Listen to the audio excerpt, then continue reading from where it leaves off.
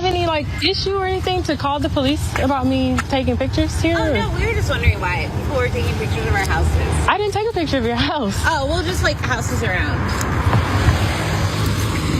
Oh, it's okay. We were just wondering why people were taking pictures. Honestly, my friend's buying the house, and we just saw pictures of her taking. I don't know. She saw it too.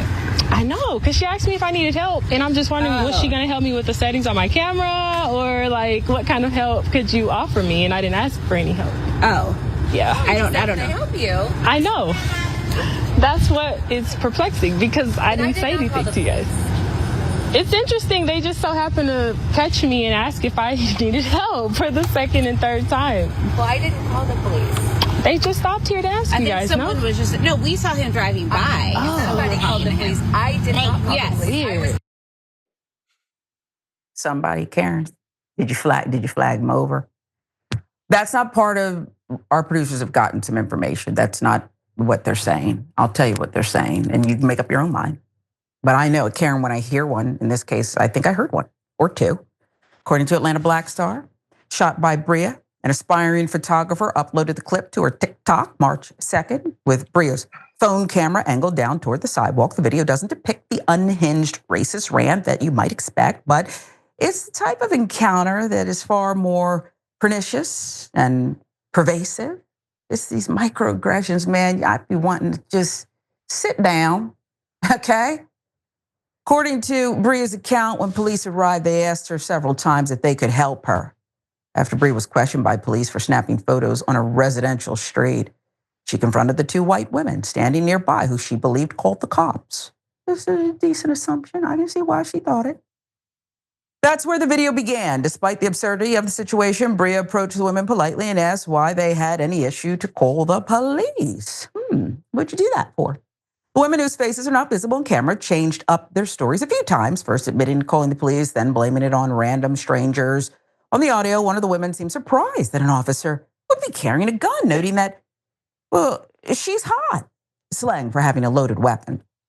I know, responded Bria, because she asked me if I needed help, and I'm just wondering what she's going to help me with, the settings on my camera, or like, what kind of help could you offer me? And I didn't ask for any help.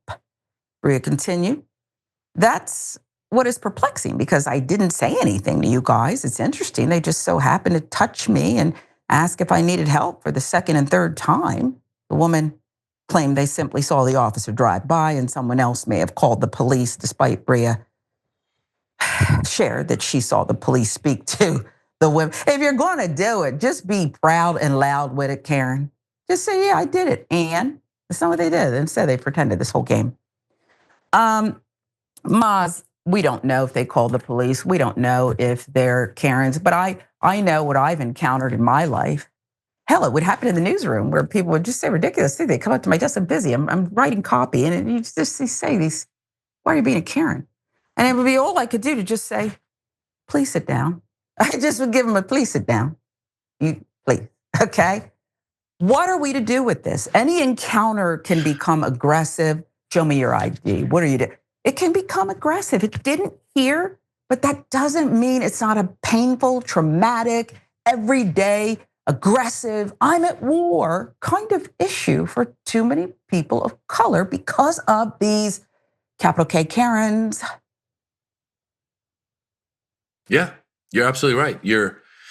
It could have escalated. We've seen far too many times the police show up and rather than de-escalate, escalate. And then it ends up in a situation where this poor woman who was trying to just take some pictures ends up, getting hurt or possibly killed because they're not de-escalating.